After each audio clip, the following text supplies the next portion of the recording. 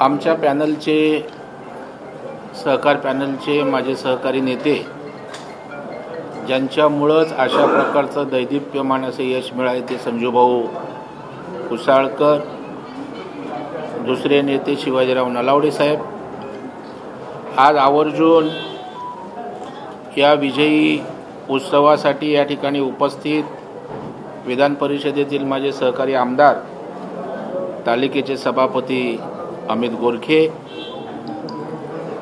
सन्माननीय उमेदवार संजय पाटील, विलास महाजन, नितीन बनकर, रामदास मोरे साहेब, कुसाळकर साहेब, सन्माननीय अरुण पानसरे, नंदकुमार काटकर, जयश्रीताई पांचाळ, पूजा मॅडम, प्रकाश दरेकर, कोण राहिले, अनिल गजरे, गुलाबराव मगर, अशोक जगताप, सन्माननीय सातकर,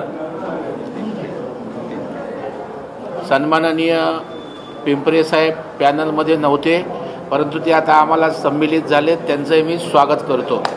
ईश्वर त्यांच्या बाजूने होता. अशा पद्धतीनं आम्ही 20 जागा लढवल्या. खरं म्हणजे आम्ही 19 जागा लढवल्या. 19च्या 19 आल्यानंतर 20 पैकी 19 जागा आल्या आणि आता पिंपरेसहित 21 पैकी 20 जागा आज सहकार पॅनलच्या निवडून आल्यात. एक निर्विवाद अशा प्रकारचं बहुमत राज्य संघाच्या निवडणुकीत लाभलंय. या निवडणुकीचं वैशिष्ट्य कार्यकर्त्यांनी निवडणूक लढवली. कार्यकर्त्यांच्या नेत्यांमधली निवडणूक होती. इथे कोणी मोठे पुढारी नव्हते, इथे कोण दिग्गज नव्हते, प्रस्थापित नव्हते. तर सहकार चळवळीत जो छोटा कार्यकर्ता काम करतो त्यांना बरोबर घेऊन मी असेल, संजूभाऊ असतील किंवा नलावडे साहेब, आम्ही कार्यकर्ते स्वतःला समजतो. आणि राज्यामध्ये एक इतिहास घडला. ज्या महाराष्ट्र राज्य सहकारी संघाला वैभवशाली परंपरा आहे, 106 वर्षाचा इतिहास आहे, 7 वर्षाचा. महात्मा गांधीजी यांनी या संदर्भात बैठक घेतलेली. अगदी मोठे नेते यांनी या संघाचं नेतृत्व केलं आहे. आणि अशा वेळेला संघाला ऊर्जितावस्था द्यायची आहे. शिक्षण निधीचा विषय आहे, कर्मचाऱ्यांचे विषय आहेत आणि महाराष्ट्रातली सहकार चळवळ पुन्हा त्या ठिकाणी ताकदीनं कशी पुढे येईल त्यासाठी दिशादर्शक मार्गदर्शन करणारा संघ ठरेल अशा प्रकारची मी अपेक्षा करतो, विश्वास व्यक्त करतो. आणि निश्चितच आम्ही सारेजण एकत्रितपणे राज्य संघाला पुन्हा वैभवाचे दिवस कसे येतील,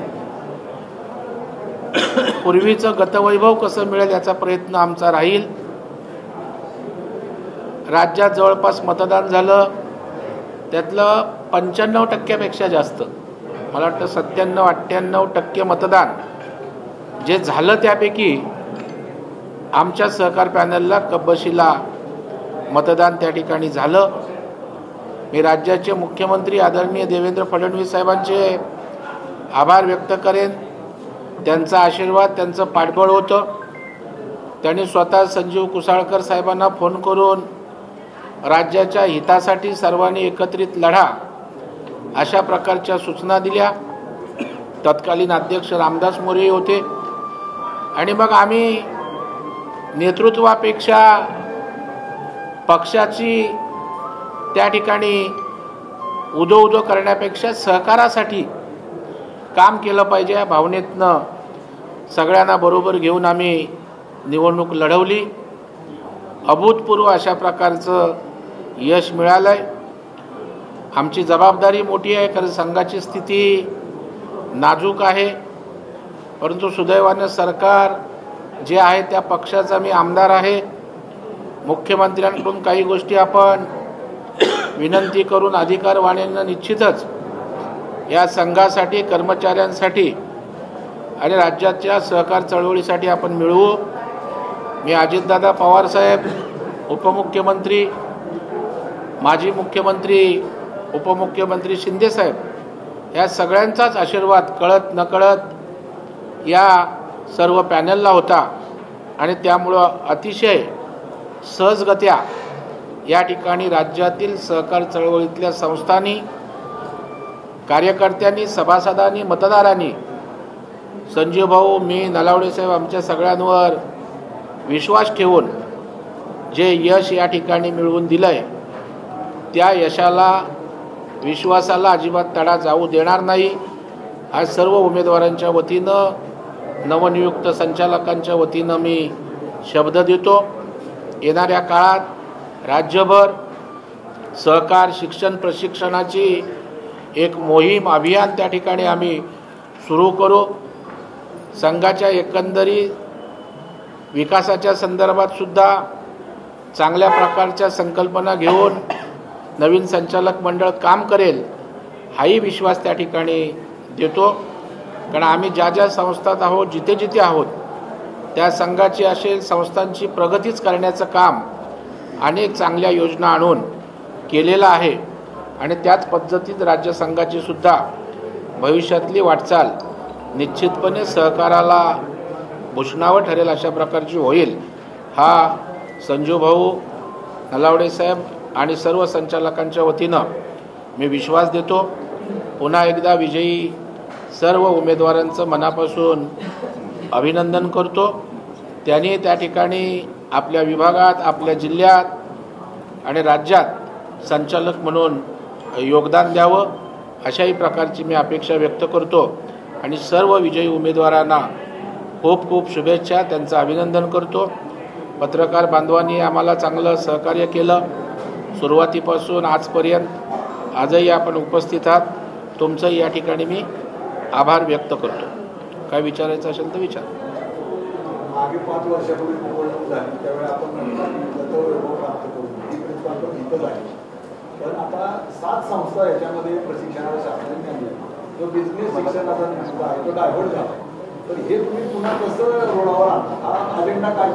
हेच अत्यंत महत्त्वाचा प्रश्न विचारला की शिक्षण प्रशिक्षण पहिलं फक्त संघ द्यायचा आणि कंपल्सरी शिक्षण निधी होता, तेच उत्पन्नाचं स्रोत होतं. नंतरच्या काळात अमेंडमेंट घटनादुरुस्ती झाल्यामुळे या ठिकाणी त्यावेळेला महाविकास आघाडी सरकार असतानाच जे खरं म्हणजे सहकारातलेच नेते होते, मी राजकीय बोलत नाही, परंतु ते वाचवू शकले नाहीत. संजीव भाऊ आणि मी हे पॅनल बनवताना मुख्यमंत्र्यांना विनंती केलेली आहे आणि मला विश्वास वाटतो की आम्ही ताकदीनं हा विषय मुख्यमंत्र्यांकडून मार्गी लावून घेऊ आणि आणखी काय संघाला सरकार म्हणून मदत करता येईल ते मिळवून घेऊ. प्रॉपर्टी आपली संघाची आहे, महागापूर्वी आहे, हे पुन्हा कसं संघामध्ये येईल या दृष्टीने काय? 100% संघाची प्रॉपर्टी संघाकडेच राहील. संघाच्याच प्रगतीसाठी, विकासासाठी तिचा वापर होईल. सहकार विद्यापीठासंदर्भात त्यासाठी काय प्रयत्न केले जाणार आहेत का? ते दिल्लीला गेलं ते आता कसं आहे, आता आमची निवडणूक झाली, आता आम्ही संचालकांना घेऊन बसू, सरकारकडून काय हवं आहे. सुदैवानं केंद्र सरकारनं सहकार धोरण आणले. अमितभाई शाह त्या खात्याचे मंत्री आहेत, ते सहकाराला प्रचंड देशात ताकद देत आहेत आणि अशा वेळेला तेही आम्हाला संघाला ताकद देतील. राष्ट्रीय पातळीवर कुसाळकर साहेबांचा वावर आहे, त्याच्यामुळे तेही मी देवेंद्रजींसोबत विनंती करून केंद्राकडूनही काही गोष्टी आपल्याला मिळतील का पाहू. पण प्रामाणिकपणे संघाची वाटचाल नीट कशी होईल, कारभार चांगला कसा होईल, कर्मचारी त्या ठिकाणी सुखी कसे राहतील, कारण कर्मचाऱ्यांच्या पगाराच्या अडचणी असतात, कारण तेच जर त्या ठिकाणी अडचणीत असतील, उपासमारीत असतील तर प्रशिक्षण कसं काय देणार. तर या सगळ्या गोष्टीचा सारासार विचार करून त्या ठिकाणी आम्ही ॲक्शन प्लॅन तयार करू आणि सगळे मिळून चांगलं करण्याचा प्रामाणिक प्रयत्न करू. सहकार विद्यापीठ असलं पाहिजे का? हां, राज्यात सहकार विद्यापीठासाठी 100% असलं पाहिजे. उलट पहिल्यापासून मीच मागणी केली होती सहकार विद्यापीठाची, तेव्हा अशोक गजरे साहेब होते. 100% आपण आता सहकार विद्यापीठ देशाचं समजा गुजरातला गेलेलं आहे, पण आपल्याला ॲडिशनल विद्यापीठ किंवा उपकेंद्र असं काय करता येईल का, यासाठी निश्चितच आग्रह करून आम्ही त्यासाठी प्रयत्न करू आणि आणण्याचा प्रयत्न करू. दरेकर साहेब, राज्यातल्या गावाखेड्यातल्या ज्या सहकारी सोसायटी आहेत त्यांची बिकट परिस्थिती आहे, कारण जिल्हा बँकाच अनेक ठिकाणी डबघाईला आल्या आहेत, त्यामुळे त्यांना कुठे जे पतपुरवठा होणं किंवा ज्या पद्धतीने ऊर्जित अवस्था येण्याची गरज आहे ती होताना दिसत नाही. अत्यंत चांगला प्रश्न आहे. यासाठी आता राज्य सरकार प्रयत्न करतं आहे. जसं नागपूर जिल्हा बँक अडचणीत होती, बुलढाणा जिल्हा बँक अडचणीत होती. ज्या अडचणीतल्या बँकांना सरकारनं त्या ठिकाणी भांडवल स्वरूपात पैसे दिलेले आहेत. नागपूर बँकेवर तर राज्य बँक प्रशासक नेमले, तिला बाहेर काढण्याचा प्रयत्न आहे. मी राज्याच्या मुख्यमंत्र्यांकडे मागणी केली, समिती नेमली होती. ज्या कोऑपरेटिव्ह बँका अडचणीत आहेत त्यांच्यासाठी 200-300 कोटीचा निधी द्यावा, जेणेकरून त्या अडचणीतनं बाहेर येतील. तो प्रयत्न सुरू आहे. आणि आपण म्हणताय ते खरं, विविध कार्यकारी सोसायट्या सक्षम होण्याची आवश्यकता आहे. मी देशाचे केंद्रीय सहकार मंत्री अमितभाई शाहचे आभार व्यक्त करेन की त्यांनी या पॅक सोसायट्यांसाठी 20 वेगवेगळ्या प्रकारचे व्यवसाय करण्याची परवानगी दिली. त्यांना फंडिंग कसं केलं जावं हा प्रयत्न आम्ही या ठिकाणी सहकाराच्या माध्यमातून निश्चितपणे करू. आणि त्या माध्यमातून गावाच्या विकासामध्ये या विविध कार्यकारी सोसायट्या आणखी सक्षमतेनं कशा काम करतील याचीसुद्धा राज्य संघ म्हणून आम्ही काळजी घेऊ. नोटबंदीच्या काळात ज्या नोटा बँकांकडे होत्या त्या बदलून अजूनही दिले नाही, त्या संदर्भात काय? मला त्याची कल्पना नाही, का दिल्या नाहीत, कुठल्या बँकांचं त्याचं डिटेल द्या, आपण माहिती घेऊ. सहकारी बँकांच्या नोटा तर कुठल्या बँकांच्या सांगा ना, आमच्या सगळ्यांच्या घेतल्या. पीडीसीसी बँकांची मग आता काय त्यातली केस माहीत नाही. आता मी इथे पीडीसीसी बँकेची आता त्याच्यासाठी काय केस आहे ती बघू, का घेतल्या नाहीत. त्यांच्या काय नियमावली असतील, त्यासाठी ऑलरेडी आग्रह आम्ही केला होता. पण पीडीसीची काय केस आहे समजून घेऊ आपण.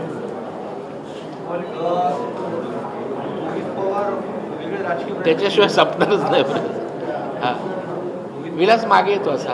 रोहित पवारांचं म्हणणं आहे की अजितदादांचा पक्ष आणि एकनाथ शिंदेचा जो पक्ष आहे तो भाजपमध्ये विलीन करण्याशिवाय दुसरा पर्याय नाहीये. कारण मला वाटतं अजून रोहित पवार बच्चा आहे.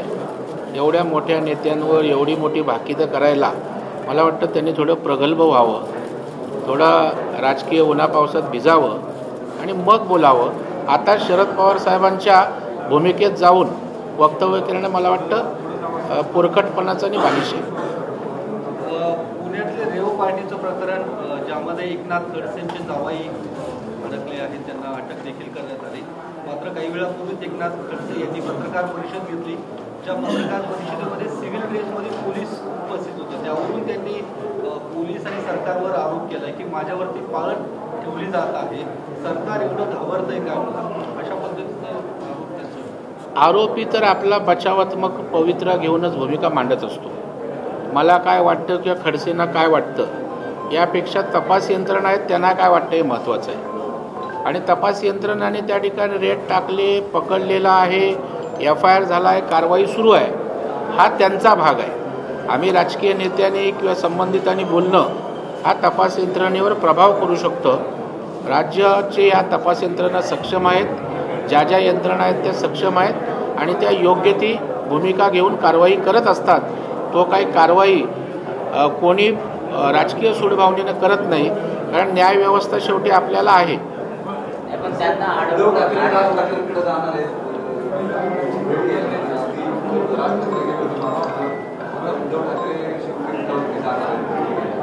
आनंद आहे खरं म्हणजे. यापूर्वीच त्यांनी जायला पाहिजे होतं. एवढे 20-22 वर्ष का लागली हा प्रश्न आहे. असो, आता त्यांना गरज वाटते. तेव्हा राज ठाकरे साहेबांना ते दिसत नव्हते, राज ठाकरे साहेब त्यांना.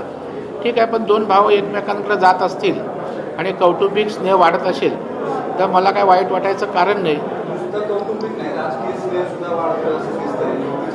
बघू ना आपण, अजून त्याला वेळ आहे. घोडा मैदान दूर आहे. कारण मागच्या जो मराठीसाठी मेळावा झाला त्यानंतर उद्धव साहेबांची अगतिकता दिसली, परंतु राज ठाकरे साहेबांनी सांगितलं मराठी विषयासाठी मेळावा होता, राजकीय नव्हता. त्यामुळे अजून ते युती करणार आहेत, एकत्र येणार आहेत याचं काही स्पष्ट चित्र नाही. अजून गाठीभेटी चालल्या आहेत. जरा घोडा मैदान जवळ आलं की याच्यावर बोलू आपण. सरकार अडचणीत आहे, मंत्र्यांचे राजीनामे सहकारी पक्षाच्या कोकाटे असतील, शिरसाट असतील, या सगळ्यांचे राजीनामे मागितले जातात. आता कोकाटेंचा राजीनामा तेव्हाच घेतला जाईल किंवा शिवसेनेच्या मंत्र्यांचा घेतला जाईल असं राष्ट्रवादीनं त्यांच्या अंतर्गत बैठकीमध्ये ठरवलं किंवा त्याची भूमिका त्यांनी घेतली. शिरसाटांच्या राजीनाम्याबद्दल त्याच्यामध्ये मात्र काही निर्णय होताना दिसत नाही. त्याच्यामुळे सरकारची प्रतिमा जी आहे ती वाढली. सरकार अजिबात अडचणीत नाही. सरकारची प्रतिमा मलिन अजिबात होणार नाही. कारण या राज्याचे मुख्यमंत्री देवेंद्र फडणवीस साहेब आहेत.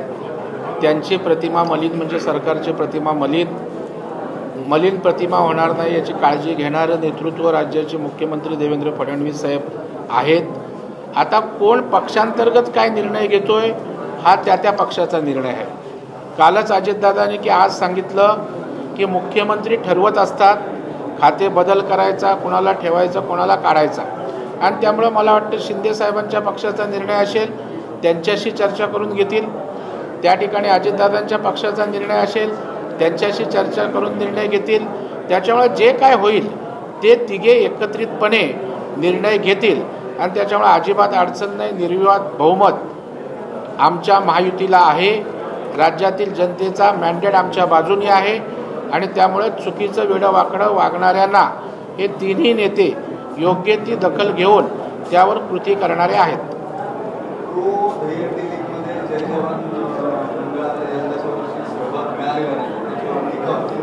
राज ठाकरेंच्या समोर त्यांनी सलामी दिली आपल्या सभेच्या वेळी. त्याच्यामुळे जाणीवपूर्वक त्यांना डावलण्यात येतं असे मंडळाचे कार्यकर्ते म्हणतात आणि मनसेचे नेते. नाही, आता प्रत्येकाचं व्यक्तिगत मत असेल. कुठल्याही गोष्टीचे निकष असतात, त्या निकषामध्ये जे होत असतं ते मला याची कल्पना नाही आहे. परंतु असं काही जाणीवपूर्वक डावलण्याचा प्रश्न नाही. ते नावाजलेलं मंडळ आहे. त्याच्यामुळं आता काय निकष आहेत काय ते मी माहिती घेऊन त्याच्यावर भाष्य करेन.